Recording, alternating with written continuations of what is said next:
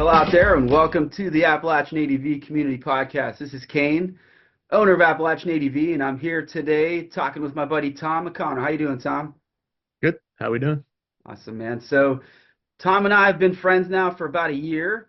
So before we jump into how we met and all that stuff, why don't we just kind of give the people a little background, man? Where you from, what you do, how you got into bikes, that kind of stuff, man. It's really only been a year. It feels like longer, doesn't it, man? Uh, so I'm Tom. I'm from just outside of Pittsburgh, Pennsylvania. I've lived over here all my life, and basically just the constant thread has always been motorcycles of some kind. Yeah. And it's just always been that one thing that anytime I've sold one, I get depressed, and within a year I have another one. Yeah. And it's kind of been my North Star for everything I've done. Yeah. Yeah. That's perfect, man. What was your first bike? So it was a KDX 80. I was thinking about this. I forgot to ask my dad, but I think it was a 1989. Yeah. Uh, yeah, man. My dad got it for me for Christmas, and I was 6 years old, Huh. and it was way too big for me at that time. And I was actually too scared to ride it. I didn't even touch it until after my seventh birthday. Really? Yeah, it just sat in the shed, and like eventually my dad like pressured me enough to get on it, and that was it. It just from that point on I couldn't get off. Yeah. Um, That's a and big bike for a little kid, man. it was, yeah. I mean, I'm pretty big to begin with, and I always have been, but like it was a lot for then, and it was a pretty like docile bike. It was nothing like a KX 80, but Yeah. um, yeah, it that was kind of the thing that set everything in motion to this point. Right, yeah. Yeah. So you started racing too when you were younger, right? Yeah. Yeah. So we did like hare scramble type riding. Yeah. I was always too scared to do like motocross type riding. Yeah. Yeah. But I like the woods, and like I grew up initially I lived in just outside the city, but when I was 11, we moved out to the country closer to Butler, PA. Yeah. And from I could leave my garage and there was just 600 acres right there, and like Nice. trails, so it was just constantly woods riding for me. And Yeah. yeah, uh it was like our the way we would get between our friend's house, because everything was connected by trails, and Yeah. just anytime we were free, that's what we were doing. That's awesome. That's funny because I want to say it's really the first time I rode in the woods with you when you came up to the Jamboree in Mhm. Allegheny Trails. And I think it was the last day we went up to Rocky Gap, and I could tell you were just like in your element. And I was on my KLX and you were riding behind me, and I heard you like basically on my rear tire the entire time. Yeah. And it was awesome. Like you were pushing me because I didn't grow up with that stuff. I was on a Yeah. mountain bikes. It's a little different when you have a freaking throttle. Yeah. So I was freaking hammering through there, and you were barely breaking a sweat. And I'm like, God Yeah. damn, dude, I need to take a break, dude. You're fucking running it, man. It's definitely the place where I am the most comfortable. Yeah. Um, yeah, and there's just so much between like me and my friends, the competitive nature, Hmm. just constantly, egging each other on and calling each other wimps or whatever if you won't do something. It's just it really it's a good way to develop skills, I guess, Yeah. even though it's not the right way. Yeah. Well, I think just riding with people that are as good or better than you, it's definitely like one of the better ways to like improve yourself. Yeah. And that when I first started, I was kind of on my own for a lot. Like I started to ride with my buddy, and he had much more experience than me, so we kept up with each other pretty well on the street. Once Mhm. I got into the woods, I was kind of on my own. You don't realize how freaking slow you're going until you start riding with somebody else. Like Yeah. I'm starting to go into the woods kind of on my own on my V-Strom and stuff, and I feel like I'm hauling ass. And then I meet these guys up this way once I started doing like Appalachian ADV, and I'm like barely keeping up because they're freaking hauling ass. I'm like, oh, okay, now I know where I'm at. Yeah. Now I know what skill level I am Yeah. for real. Yeah. Oh, and trust me, I still have those experiences. I got a buddy, Evan Schultz. He's a local pro, and then another kid around here, Creed Kissling. He's a pro hard enduro rider. Nice. And whenever I would ride with them, I'm like, lost. I can't even touch them. So I totally understand that feeling. But yeah, man, even to this day, like currently I have my adventure bike, my Tenere, and then I also have my Husky 501 Yeah, dual sport, yeah, which, it is a plated dirt bike. It's not what a traditional dual sport you would think of. But yeah, where I live now, 5 miles down the road, I have grade A single track, and during the summer, 2, 3 times a week, I go down there and I run laps. yeah, It's kind of my like I said before, my North Star, but it just keeps me sane, keeps me like moving forward. I yeah. really don't know what I would do if that stuff wasn't available to me. Yeah, I think it's like you don't realize it until you start doing it, but it is kind of like a form of therapy Yeah. in a way. Like it just strips you. You're in the moment. You can't help but be in the moment because Mhm. if you don't concentrate, you're gonna run into that freaking tree. Yeah. So Yeah. you have to like strip all that stuff out and just Yeah. focus on what your body's doing and where your tires are at and all that stuff. So when you're done, you feel like you've lost weight. You know what I mean? Like Mhm. there's less in your brain weighing you down, and it opens up your eyes to some other opportunities, I think. Yeah. The physical nature of it too. Yeah. Um, yeah, so you go out there and do a 30-minute moto on single track. It's like, oh, my heart rate never dropped below 170. It's just, Yeah. it's more intense than people think. Yeah. You know, It's mentally and physically draining for sure yeah. if you're doing it right. But if it was easy, it wouldn't be as fun. Yeah. I mean, truthfully, like that's what I like about the motorcycle, really. There's something for everybody. Mhm. I've always been like adrenaline junkie. Like there's whether it was sports or mountain biking or running a triathlon or coaching football, like whatever it was trying to find that physical and mental high kind of a thing. But and they definitely have that in motorcycling, especially if you're looking at adventure dual sport or just trail riding. Mhm. But you can just jump on a freaking big ass Harley and go from town to town, just kind of easing through the streets, and it still gives you that sense of freedom, and it does help strip away some stuff still. But I think just some people need more intensity than others. Yeah, for sure. Hey, I like the just cruising too. Yeah. This past year, unfortunately, my grandpa's been like, he's getting old. He's been in and out of the hospital a whole bunch. Mm. So, I think I rode to Florida from Pittsburgh 5 times last year. Yeah.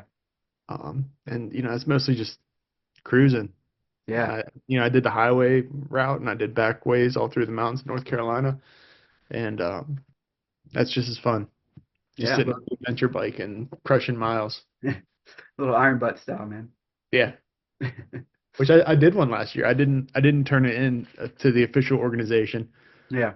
I did it was 1,034 miles and it took me about 18 and a half hours. Jeez, oh man. Yeah, it was a lot. It was fine until about mile 950. And then that that 50, 60 miles there it felt twice as long as everything else. Yeah. Yeah, I was struggling. Well, iron butt, it's just as extreme riding as freaking doing freaking dual sporting. Like that's a lot of energy and mental uh, capacity you have to put into that to be able to do that. Yeah, it was just so boring. The highway is not great. Yeah. Um, when you raced when you were younger, like, were you like in a circuit, or you just went out to just general races? Up at Switchback, which is a motocross track north of Butler, PA, they had a little like hare scramble loop there. Yeah. We'd do that, and then when I moved out away from the city, that's when I was way younger. Hmm. Moved out away from the city, my buddies were involved with a series called A-Works, Okay, I've heard of that. and that's the A-Works. So it's like American Woods Racing Yeah. something. Yeah. Lots of people know or have heard of it. It's kind of the biggest series in the area. And that was when that series was just getting started. And I had some neighbors who uh would actually help develop the courses and stuff, and I would go out and hang out with them. Yeah. But yeah, that was what I did. I'm never really certainly not an A-class rider by any means, but it was fun while I got to do it. Yeah. Um, but yeah, after a while, I just preferred being hooligans with my friends in the woods. And, Yeah. it was a lot. The racing, it was getting too competitive and just too much effort for such a little amount of riding. And then, being a teenager, I just kind of wanted to hang out with my friends in the woods doing bad kid stuff. So we just Yeah. ride around, and we had great trails. So that's it kind of took me away from that stuff, and just ended up riding with them all the time. Yeah. I think the racing, it's a lot of wear and tear on the bikes and on your body, really. I know a lot of guys that used to race when they were younger and just destroyed a knee or Yeah, something, and then now they're, you know, everybody. yeah, everybody that's raced before, I think, yeah. Yeah.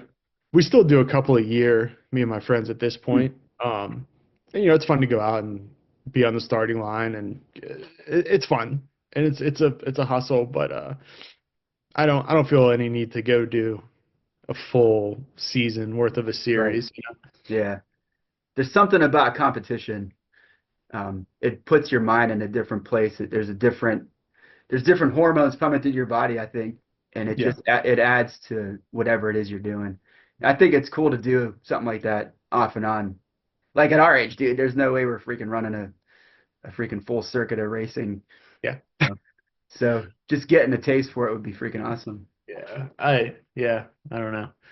It's a lot of effort for 2 hours of riding Yeah. if you're not trying to take it serious. And that's kind of where I am with it now, is that you got to make sure the bike's ready. You got to make sure you have everything in the truck. Hmm. You're always driving an hour or 2 hours to get there. And then once you're there, there's all the signing up and prepping and setting up your like pit stops and all that stuff. Yeah.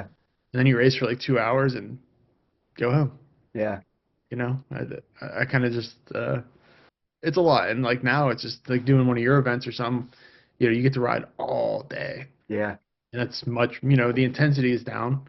Yeah. It's not such a high, fast-paced event, but it's just, I kind of enjoy having that slow burn more now. Yeah. You get this, take in the scenery a bit more and like Yeah. stopping bullshit and Yeah. it like truthfully, depending on the event or the loop within the event or who's running in front, whenever I go out there, I'm racing against myself almost sometimes, like depending on what I'm out there trying to do. Yeah. So I'm trying to go faster on a spot or the hill a different place, So it's always kind of there, but it's not like I'm out there trying to be first place. It's just can I do this thing better than I Yeah. did it last time? Yeah. It's just a different kind of competing. Yeah, yeah. I think for me at least, just coming from competition, team sports, that kind of thing. That just it's embedded in my thought process that I It have to. definitely does not go away. Yeah, yeah. So it's been about a year since we've been hanging out, and I figured it'd be good because I have an idea of how we met because you kind of reached out to me and it was through Gryphon. But Yeah. I don't know exactly how you came across me in the first place, really. Like, I don't know exactly how I came across you, but definitely it could have been from Griffin, but I feel like I knew about you before then. yeah, Um, Really, I was just looking to, develop a new community of people and just try to be around more of yeah, this, as much of this world as I can. right, At that point in time, like my buddy Steven, who I consider my best friend, everyone's like getting busy with their lives and everyone's like getting really serious about their careers and stuff. yeah, And for me, that's like definitely an area where I struggle with. Every time I get too serious in life, I'm like, I don't know, we gotta start messing around a little more because yeah, I'm just not having fun anymore. yeah. And I was just Well, I guess for people to understand maybe what you're talking about too, like we met through a Gryphon connection, but it's because you are basically a professional photographer, yeah, videographer. yeah, I yeah, think your connection was trying to get in with Gryphon because you're a motorcycle rider, and what you've been doing photography and videography wise really wasn't in that realm, right? Is that basically it? yeah. I mean, my what I do for my professional work definitely has nothing to do with motorcycles. And Yeah, like you said, I was looking to shoot some stuff that I really enjoyed. yeah, yeah, Looking to meet some people and create some content around motorcycles. yeah. And I've been super grateful that you have that mindset and thought process. You reached out because you've done a lot of great work for me. at some of the events and stuff. So I definitely appreciate that. Thank you. I appreciate that. It's been so much fun. Just Yeah. getting to be there. Yeah. Well, like to talk about this Gryphon shoot a little bit. You reached out. You said, "Hey, I've been, talk to Gryphon. I'm going to try to do this little commercial type thing for him, and I want to see if I was interested, basically." Hmm. And like right away, I'm like, "Hell yeah!" Like as soon as I actually reached out to Melissa at Gryphon and said, "Hey, this dude Tom's reaching out. Do you know him?" And they're like, "Oh yeah, he said he can do something for us." So once I vetted that you were an actual person, Yeah. um, I was all in. And the first time we met in person was basically down by Hammondsville kind of area, Fool's Ride territory. I remember we were trying to figure out where to shoot it, and your initial idea, I think, was up around Allegheny. But I thought Fool's Ride territory would be easier because it's closer for both of us, and there's just some awesome terrain down there. And I think I sent you like a little loop. You Yeah. ran it a bit, and then you came up with like your storyboard and thought process, and we met down there. I didn't know any of your history. Like we didn't really talk too deeply, so I knew your photography, and I knew you had some experience with motorcycles, but Mhm. I had no idea like anything about you. So then you're sitting here and you're like, "Here, we're at this spot. It's like a little ramp jump thing." You're like, "Jump the shit out of that and then fly down the other side and slam your brakes and do this thing." I'm like, "All right, he means Yeah. business." And then we did that a few times, and as soon as I loosened up and mentally was prepared, I was just having a freaking blast with it. It was probably one of the funnest days I had on a motorcycle, That's great. if not ever, at least in a very long time. Because how often do you get somebody to sit and say, "I'm going to shoot some video of you, and I'm going to let you just go crazy, and I want you to go jump that thing right across this creek, slide, power turn, blah, blah, blah." It was just an amazing day of like you had everything laid out perfect too. Like you knew exactly where you wanted to shoot. It was one of my favorite days on a bike. That's great. Yeah, that was so much fun. I remember the when I had you like sliding off Yeah, of the road, and there was I don't know, it's probably 5 or 6 feet tall, and yeah, it's a steep little hill climb. yeah, I wanted you to kind of slide and hammer the gas towards this little hill climb yeah, and jump it, and I was gonna, film you getting some air, yeah, and I expected a little bit of air, and like every single time you were just sending it so hard, you're just bottoming out the suspension. yeah. I landed hard a couple times, man. I can't remember his name now, but you brought a buddy with you. Yeah, Dan. Dan, he did like the drone, right? And he did some other shots. So you Yeah. two of you would set up a different angle sometimes. And I remember the first time I launched up that friggin' thing because he was in front of me. Like when I was launching up, he was right where I was landing. And I Yeah. remember hitting that thing going up in the air. And as I'm coming down, I just saw the look of his face. His eyes got like 3 times bigger. And then he started like backing away like I was gonna run him over. Yeah. It was so freaking funny as hell, man. Yeah. No, it was a fun one, man. It's one of those things. It's like just hanging out with cool people, doing stuff you love. It can't be a bad day, right? Yeah. I know. I think we got like the three of us just kept getting so excited because we would do. I don't know how many. I'm sure you had the footage and you've looked at it so many times, but I don't know how many times we did each thing. But it felt like we did them Yeah. like 100 times, and we It just was a lot. couldn't help but like Yeah. keep getting more and more excited and keep doing it different. Yeah, we had so much footage. It was freaking amazing. Yeah, it was a good one, and it was a lot of fun. It's hopefully to more at some point, because Yeah. like I said, just hanging out with friends is always a good time. But yeah, I ended up shooting that video for Gryphon, and maybe shot for the stars a little bit too much on that one, but it could have been a little simpler, but it was still fun. Yeah.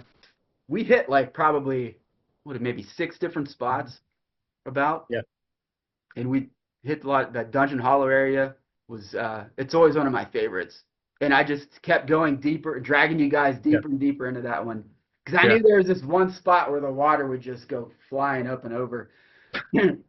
So I couldn't help myself. I just wanted to keep going. I would have went longer if you would have been like, "All right, let's try something else." I would have been, "All right, let's keep going." But Yeah. until somebody said, "All right, we got to stop this shit," I think we all would have kept going. Yeah. Yeah, I mean, it can be a real challenge to kind of figure out exactly what's going to look best on camera. So thankfully, being willing to do it, so Yeah. many times. It made it easy, and you were absolutely a soggy boy after that. There's a lot of water. Yeah, yeah.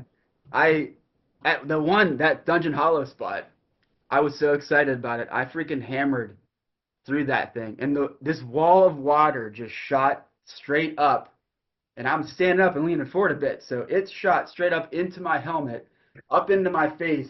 All I could see was like water running around my eyes for it was probably like 10 seconds, but it felt like a minute. Like, Well, where you were entering the creek and where you were exiting, it was what, 60, 70 feet wide? yeah, it was long. This is a It's long wide. stretch. Yeah, yeah. Yes. So yeah, you couldn't see anything for a very long time. So then after that, we went to the Jamboree, Hmm. and we didn't have as much prep time for that because it's a little further away. But I kind of gave you some points and had some spots to go, and then you put together like I don't know if it's like maybe 3.5 minute, Yeah. Yeah, it's like, basically like a highlight of yeah, the just a video. highlight reel, Mhm. and like just fucking amazing looking. You could tell that you are definitely like a professional, and you definitely have the eye of a motorcyclist because like just the little details of a quick shot of a specific like a sticker on a bike. And then I remember the one spot it was you riding, and you kind of I can't remember if you came out or in, but you had your hands out and you brought them in and covered Oh the yeah. camera, and then like snap to the you open them back up and it's a completely different scene. Like Mhm. you like were really thoughtful about how you shot all that stuff, and it showed on the video. I thought it came out really well. Yeah, I mean it's one thing that like, of course I'm still like learning how to film this stuff as we go. Hmm. It's not easy to ride, keep up with everybody, carry all this film equipment, and then Yeah. like also get creative shots. Yeah. And I don't want just GoPro helmet footage. Yeah. I'm looking for higher quality footage, especially coming from the professional world. Yeah. So it's a pretty challenging thing to balance. So like looking for unique ways that I can build in, either like fun transitions or just creative shots Yeah. or whatever is going to help best keep the video moving forward and also help, keep it exciting along the Yeah, way. it's you're kind of telling a story Yeah. visually, so it you could definitely tell because you had some shots around base camp. You were actually riding. You had spots where you were shooting somebody ride, and you had a couple lucky shots where people fell over. So Yeah. you just lucky in timing and in the right spot. You were able to catch somebody falling, Yeah. and then Poor everybody Thomas. picking them back up. Like it's just not an easy thing to do, Hmm. and you put it together to make it look like it's easy. And like honestly, these events are fun. People have fun. So that aspect of it is it's right in front of you. People Yeah, people are smiling, people are talking, people are like getting to know each other. yeah, So that part is easy, but also like I said, just you don't want GoPro helmet footage yeah, of all day. right, Um, so yeah, thankfully Thomas, I think his name was, yeah, uh, he was riding a white T7. yeah, yeah. It was just right place, right time. I must have caught him falling like 3 or 4 times. It's like other people are falling too. It's just he Yeah. was always falling in front of the camera. It's But it funny. happens. Well, some people aren't. I mean, nowadays anymore, the people's comfort level around cameras is because there are cameras everywhere. Yeah, Everybody has them. People are yeah, shooting stuff. It's very common for some random person to have a YouTube channel, and yeah. you would never know it. So, but there are still those out there, and I include myself somewhere. I still do get a little nervous in front of a camera, Mm. and you just can't help but it takes your attention away just enough to where you do It something does. stupid. Yeah, it really does. And I always figure like an event like yours, it's at least half a day before people just kind of ignore me. Yeah, It's just you kind of just got to be there, yeah, and eventually people will calm down. They'll relax, especially once I get to personally know them. yeah, yeah, yeah, They'll let their guard down a little bit, and it's just part of it. yeah. Yeah. Well, I think it helps when you're around base camp too, and you got the Yeah. camera out, and you're just randomly taking shots, and then you're bullshitting with people in between, and Sure. it really helps break that ice, Yeah. and people start to let their guard down, and then you catch some real action, Yeah. Yeah. Reality TV model, right? That's right. Um, but yeah, that was a lot of fun at that event. It's that event was the first time I had ever done an adventure rally. Yeah, So like I didn't really know what to expect. It was great. It was so yeah, much fun. Like that area, it's somewhere I'd been through a bunch. yeah, There's just so much good riding. The way you planned out the routes was great. And like the one thing that always shocks me is how much off-road there actually is. yeah, We're like what? It's like 2.5 hours from downtown Pittsburgh, 3 hours from Cleveland or whatever, and it's just yeah, like seemingly endless off-road. yeah, yeah. Yeah. I mean, and the good thing about is it has beginner level, like a moderate level, and a expert level trails in there, so you can piece together like different types. So that's what I like to do. That I think the first day you went with the adventure rider group, the Mhm. dirt gravel road. So I put together like 3 or 4 loops, and I gave you some pinpoints, like some picturesque type places, and then I took out my big bike and did Marionville Timberline loop, a nice big loop, so it's big bike friendly. People can Mhm. try it if they want. And then the next couple of days, I went with a small bike and we did the harder trail stuff. But it's a nice mixture. So if somebody wants to try some of the easier trail, we got groups that'll go out on the Timberline, take your big bike, no problem. And then if you really want to test your skills on the big bike, you go on the harder trails. So Yeah. it's I was lucky enough to just be close enough to it so that I could go. So when I started exploring up there, I'm like, oh, this is perfect. Mhm. Perfect place to have an event. It's got everything you want. Just dirt roads, or you want different levels of trails. It's right there. It is right there, and it's those trails are like just challenging enough for the Yeah, big bikes. yeah, Keep it really fun. exactly. Um, you don't want to be just dragging your bike through mud all day. I mean, maybe some people do, but like, Yeah, 450-pound bike through mud and falling off all the time and hill climbs, you don't want that. But there, it's enough that it's like challenging. yeah, But you're also not falling over all the time. yeah. Well, you said that, and what person that came to mind is our mutual friend Dan, Oh, he falls Ex- over. Expedition PGH YouTube channel. He followed me around in Fools with that big ass bike of his on all the whole dual sport stuff. And I gave it to, like, he was, by the end of the, like, we started with a larger group of big bikes, and by the end of the day, he was the only big bike left. Yeah, So I had nothing but props for him for actually dragging that bike through he all that loves it. crazy shit. Yeah, We'll go riding because he lives close to me, and we'll go out, and he'll, you know, every time he'll fall over or get himself into something. yeah. He's like, I need to get a smaller bike. He doesn't. He still keeps riding the big bike. Because I think he likes it. He likes it. He likes kicking the shit out of himself, man. And I can't blame him because I love doing that stuff in my Tenere too. So Yeah, I get it. yeah. He just sends it.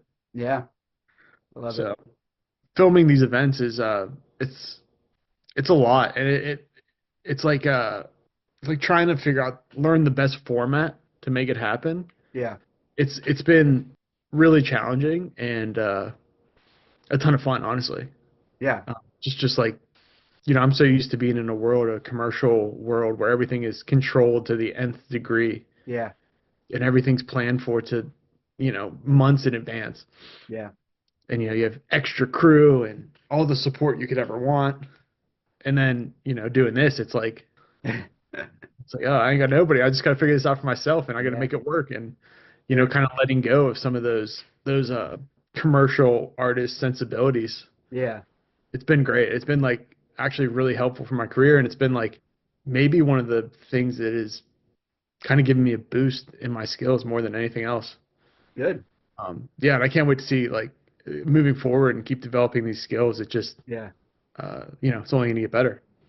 Well, it goes back to you said it's challenging, but you're enjoying that, and that's I think part of it is the challenge is the joy Yeah, because you're figuring out problems and solving them.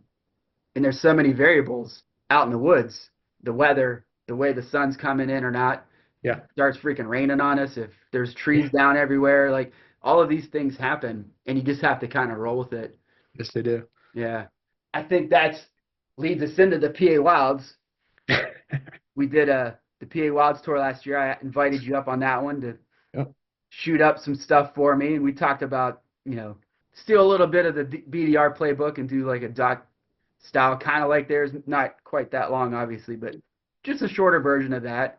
Some interviews, some stuff around camp and riding the loops and stuff. And same thing, we didn't have a lot of prep time as far as I couldn't get you up there to pre-scout into this stuff. Yeah. But we have all the routes. I kind of been doing them long enough where I can point out the spots where I think they'll be most photogenic. So you jumped in, you were sliding all around the group, taking shots, and then we'd stop for a break, and I'd say, all right, that one spot I was telling you about, it's a couple miles up the road. I'll wait for a minute, let you get going, and then I'll take off slowly and catch up. And that seemed to work. Okay. I mean, I haven't seen any of the footage yet. You're still working on it, but it seemed to work. And I remember at one point, I don't remember what day it was, but you went speeding off. There's a strip of, where you skid out on the thing. And then as I'm going, I'm looking around the bends, and I'm seeing you're whipping your tail around the bends because there's freaking gravel sprayed everywhere. Yeah. And then you're hiding in the woods somewhere, and I kind of catch you out of the corner of my eye, and you're kind of like hiding back there taking pictures. And I don't think everybody saw you sometimes because you would just dive in deep into the woods and be down. And I think the next stop, you're like, do you ever worry about me? Because I'm kind of going off my own. And my response was yes and no. Like, I'm the lead. I'm worried about everybody. I don't want anybody to wreck, but I believe that you are a better rider than I am, and you know how to handle the bike, and I know that you will get to where you need to go. And if we lose you along the way, we'll find each other eventually. And I gave you the tracks and everything, so I wasn't worried about you getting lost or anything. But I had a blast with that one too. It was good, man. It's the way this kind of has to work, and I'm hoping to evolve on this in the future. Is like you said, we've been doing this format where you show me the spots on the map. Yeah. And then when we get close to them, I'll kind of say like, okay, well, I need to get there, figure out my shot, get the camera out of my pack, get it set up, and then like figure out how to get the shot. And sometimes I'll throw my drone up. Yeah. And I'll have my handheld camera just so I can get as much as possible when I'm at that location. But yeah, like I got to get there. And so I would just take off from the group, and it's somewhere where that racing experience comes in, because being careful, of course. I would go into the corners slow, but those skid marks you were talking about, I would just hammer out. And man, is it fun? Just especially some of those sections where you can see for a little bit. Yeah. There's no crossroads. Yep. There's nothing to get in the way. Maybe an animal, but even that's kind of rare out there. Yeah.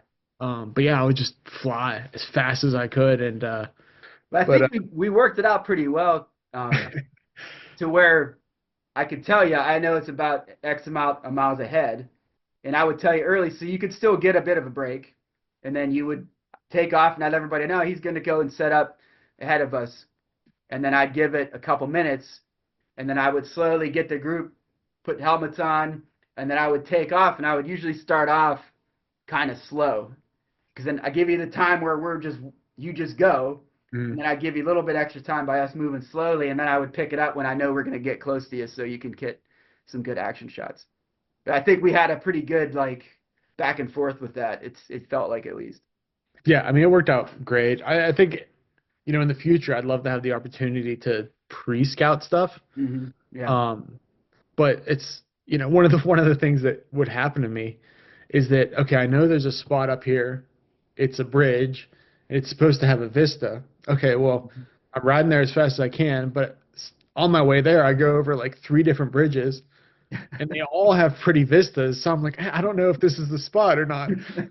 So I'm like second guessing myself, and definitely a couple times I would miss it, but it works out well. And like, you get that, find somewhere where it's a faster corner, so everyone comes through and they're moving at a pretty good clip. Yeah. Maybe leaning the bike a little bit, throwing a little bit of gravel to just find some drama in the shot. But it's certainly a challenge. Like I said, in the future, I'd love to be able to pre-scout it. Yeah.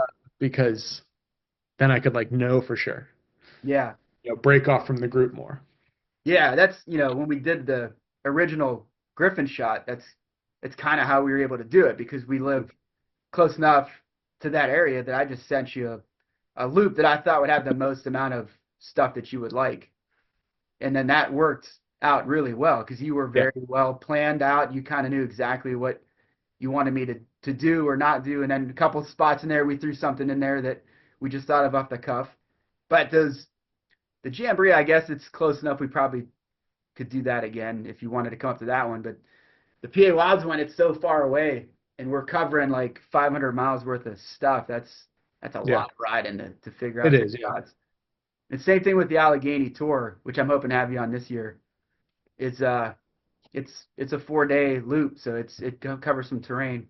Yeah. Could probably, if we sat down and we thought about what we wanted to hit, we can easily like shorten that up so you wouldn't have to go out there and run Yeah. all Yeah. 400 plus miles. But I mean, hey, I don't mind going out yeah, there I mean, riding. it's up to you. If you want to ride the whole thing, go for it, Yeah. dude. Where the challenge is like balancing out my work. Yeah, oh yeah. I'm self-employed. I run my own business, and kind of one of the things when you run your own business is if a client calls and says, "We need you," I Mm. can't say no because, I don't know. Sometimes you don't get to work that much as a self-employed person. Yeah, yeah, So you kind of got to take it when you can. But the more planning that can go into this, it's always going to be the better, and you start to get focused in on like getting really dialed shots as opposed to feeling like, well, I don't know if I have everything I need to tell this story. right.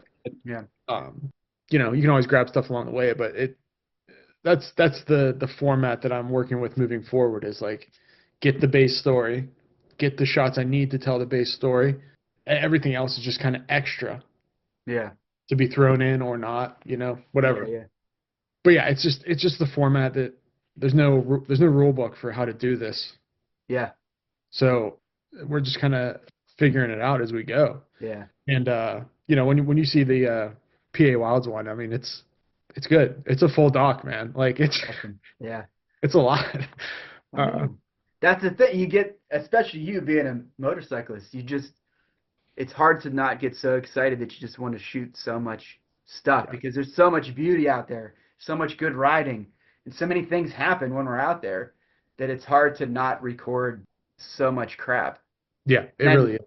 the editing part is the hard part, I Mhm. would say, because now you got to like take all this shit you did and form a story with it. That's to me was always the hard part. When I was like trying to do YouTube stuff and shoot video and then coming back home and sitting down for hours and hours and hours trying to piece all that crap together was definitely the Yeah. hardest part.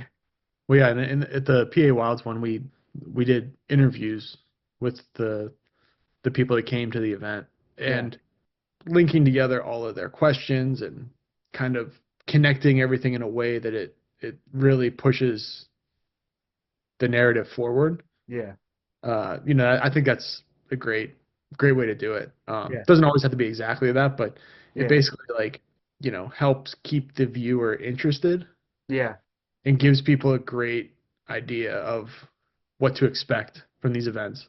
yeah. Well, I think, like you said, like you don't want to just shoot GoPro footage from your helmet while you're riding because that gets really boring really fast. It does, yeah. Yeah, Yeah, and thankfully everyone was super cool with like sitting down for 5 minutes and answering a couple questions and just kind of, also I think they'll enjoy having something to look at and like yeah, it's kind of like a key memory for all of us now and yeah, not just a highlight of our life where it's this great event where everyone had so much fun, but there's like visual record of it that you can go back to and check in on whenever yeah, you want. yeah. I mean, that's part of this whole, when I initially started this thing, it was just trying to survive. And I'm surviving starting on, you know, from 2020 till now. The last year or so, it's been community and how can I help build the community, support the community, have other people get into the community.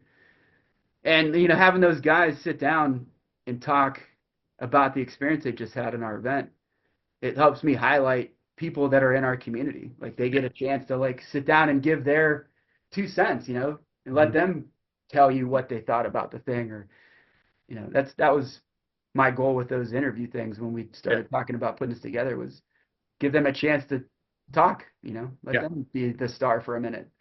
Yeah, absolutely. And everyone had their own perspective on it, and everyone got different things out of the event. Yeah. Um, so it's just nice that, everyone gets to experience it in their own way, Yeah.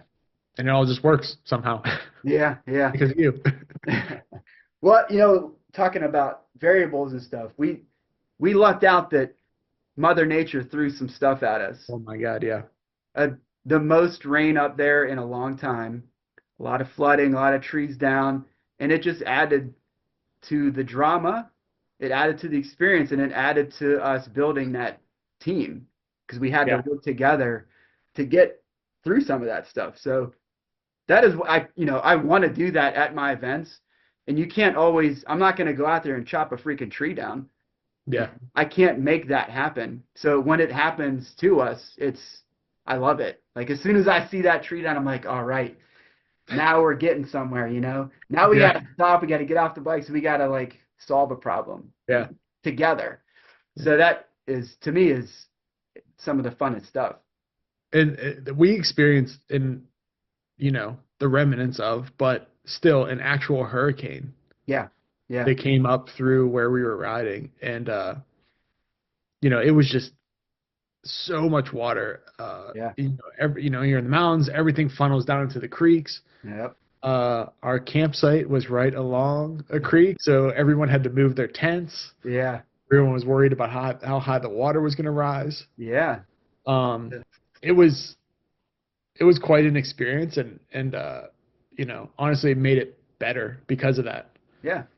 But yeah, it was kind of a mess there for a minute. It just rained nonstop. I think it was the second day of the event, Yeah. and everybody was absolutely soaked. Yeah. Every single trail, road, whatever we were riding down, Yeah. it was like you were riding in 4 inches of water everywhere. I couldn't have planned it better, man. Like that's And the randomness thing. Like the hardest day of riding, the one that I put the hardest amount of stuff in one day, is that second day. yeah, And it just so happened that that's when all the water was there, yeah, and it made the experience different than I've ever had before there. Like I've ridden that loop multiple times, and that experience was way different than any other time. yeah. Yeah. It was insane, and like just to add some challenge to it, honestly, certainly made it more memorable. Yeah. But then afterwards, once the rain stopped, there was just water coming off of the mountains from every direction you looked. Beautiful. Honestly, it was incredible. It made Yeah. the area so pretty. Yeah. I Um, almost rode off the frickin' road. We were hitting one of them really sharp hairpin bends, and all yeah, I saw was just waterfalls everywhere. And I just couldn't help but look, and I almost went off the freaking road. yeah. It looked like Rivendell, Yeah, just waterfalls everywhere. yeah, It was pretty incredible, honestly. yeah. We were definitely pretty lucky to be able to experience that. It That was was great. crazy. Also, one of my, in recent memory, well, at least I'll say my best off in 2024 occurred at the PA Wilds. Oh yeah, I And it forgot. had to do with all that freaking water. Yeah, Like day 4, final day. It's a short day. We're supposed to just kind of get in and out. And they're dirt road. Been on it 100 times. It's actually like a bunch of cabins along it. There's this spot where there's a swamp right on the side of the road. And I know that there's a swamp there. And a lot of times there's a little bit of water that runs out of the swamp over to the road. And I didn't think anything of it. And I was feeling excited to jump through a puddle. So I tried my little bunny hop method where I was just going to try to lift that front tire to come up. And when I landed in the water was so high flow that it actually chopped out some of the road. And I landed on the edge of that rut, and it bucked me like a fucking bronco. And next thing I know is it looks like it's raining. Like it's a sunny day, there's no rain. I felt like I was in a rainstorm. I'm up in the air. I feel like my feet are starting to go above my head, and I'm looking down at my front tire. The next thing I know, I'm on the ground after a couple not somersaults, but like barrel rolls into a baseball slide, and I stand up on my feet. I happen to be looking back where I came from, and I see all these bikes shooting towards me. yeah.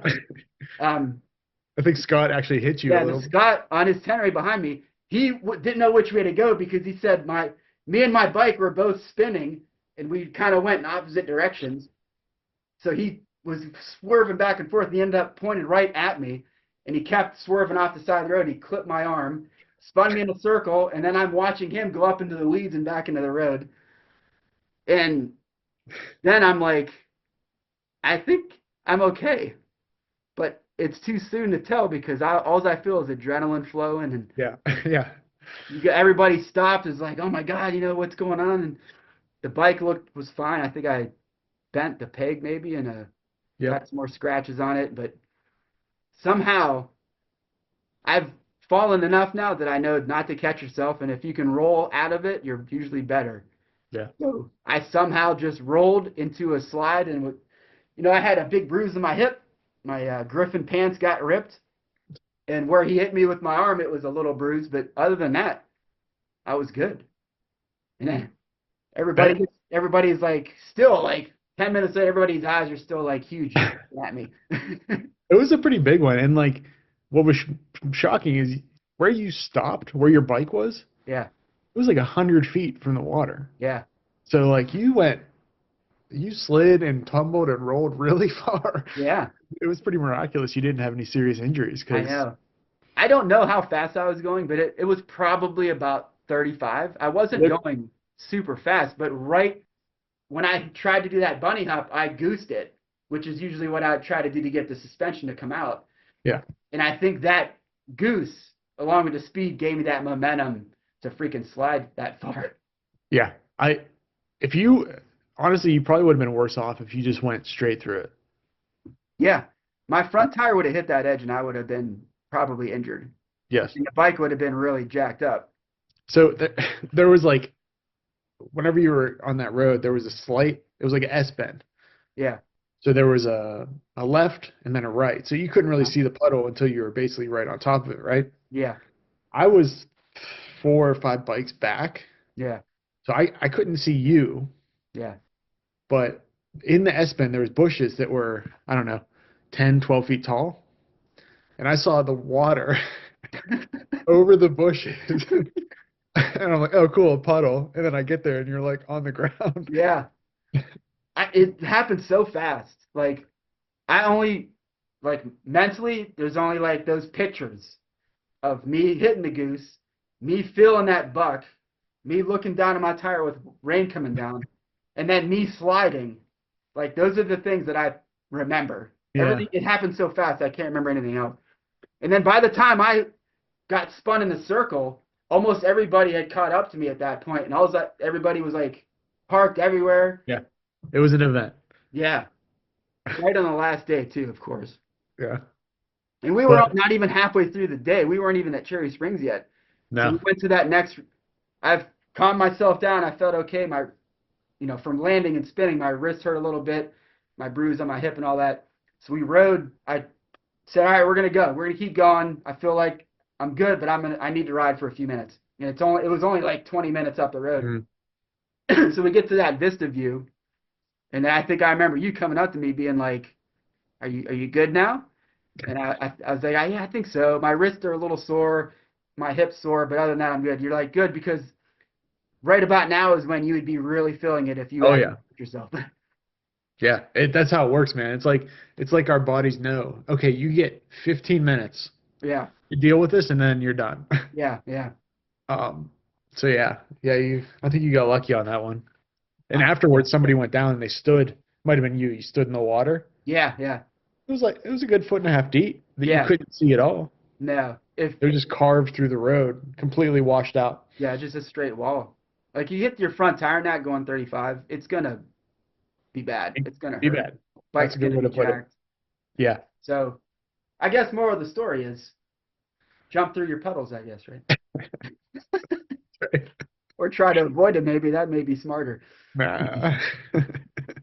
It's a fun I know analogy. we'll have to start running a GoPro on you. I thought about that after that actually. It's like maybe we should have put a GoPro on me once in a while. Being in Yeah. the front, even if it was pointed backwards at the group Yeah. behind me, I think would have been a good thing. So maybe at the next one you come to, Yeah. put one on me. I have a GoPro. I'll have to bring it. I haven't been bringing my GoPro the last year. I've been, Yeah, I have a few, so I can manage all that. But yeah, I got a whole different camera setup I want to try with one of those 360 cameras, yeah, yeah, yeah. so I can ride closer to people and like get footage of them. Yeah, that's good. I've been watching like Josh's stuff. He's done some 360 videos. They look pretty good. Yeah. The what's his last name? Hudson. Yeah, Josh Hudson. Yeah. Yeah. So looking at the future, I've asked you to come out to the Fools Ride with us this year, Yep. be your first experience with the Fools Ride. And Very excited for that. I'll definitely be having you try to come out and do some scouting with us, and you can get a feel for the riding too and know where you want to set some stuff up maybe. So everybody that's coming to Fools will be keeping their eyes open for Tom here. Dude. And I also I'm doing a riding clinic this year on the road. It'd be my first time doing that. My friends that run the 304 Detour Dual Sport Rally Hmm. down in West Virginia asked me to come in on Friday to do a clinic, and then their event is actually Saturday and Sunday. So I'd asked you, my friend Tom, to come out and actually help me run that clinic because I'm going to try to have a bit more than 5 people, and it'll be helpful to have another person there with me to. Absolutely. Super appreciative that you're gonna come out and help me because you came to one clinic like for a few hours, took some snapshots and stuff, so you kind of got Yeah, a feel for what I'm doing at least. But we'll have to get you out to maybe one of the clinics before that just so you can hang out and see what I do, man. for sure. Yeah, I cannot wait. It's been such a long winter. yeah, Yeah. killing me, man. This is the longest stretch I've gone without riding actually, because that PA Wilds fall wasn't my only fall of the year.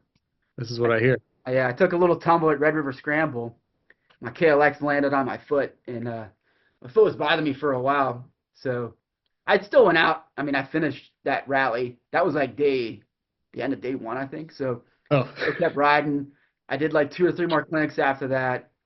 Um, and then I went out with Brad, who does the Great Ohio Adventure Trail. Him and I went out and did a little bit of riding together. And then I kind of took some time off to just let it heal. And one thing leads to another, and you don't realize how freaking long it's been since you've been on a bike. yeah. Man, it's killing me. Yeah. It's usually I'll ride most of the winter, but this year it's just been like low 20s and icy the whole time, I feel like. Yeah. Yeah, I'm the same. I try to come out every year, every month of the year, and this is the first time I've taken a little gap, man. It hurts, man. It hurts me. I get it. Yeah. What regardless what the weather's like, I'm getting out in the next couple weeks. Yeah. Whether I gotta just do like some trail ride thing in the snow or maybe hit some. I went actually in the truck. I was down the Fool's Ride territory a little bit the other day and rode on some of the stuff in the truck, and it's covered with snow. But I Yeah. think it'd be fun still to even go down and do that. Yeah. That's coming soon. You gotta get scouting. Yeah, man. Awesome, man. Well, Tom, I look forward to the year, man. I'm super happy that Gryphon enabled us to kind of connect up. I mean, I've been super grateful that you've been able to come out to these things and be a professional videographer for Appalachian ADV, man. I can't state enough how much I appreciate it. Yeah, well, And thank you. Thanks for having me, man. It's actually been kind of a dream come true. awesome, dude. Um, Wow, good to hear because I got plenty of stuff going on in 2025, and as people have heard, we'll be at Fool's Ride. Hopefully, get you on that Allegheny tour, some clinics and stuff, and wherever else we can figure out a way to collaborate, man. yeah, I will be there. Anything to be in the woods with bikes and cameras, I'm there. So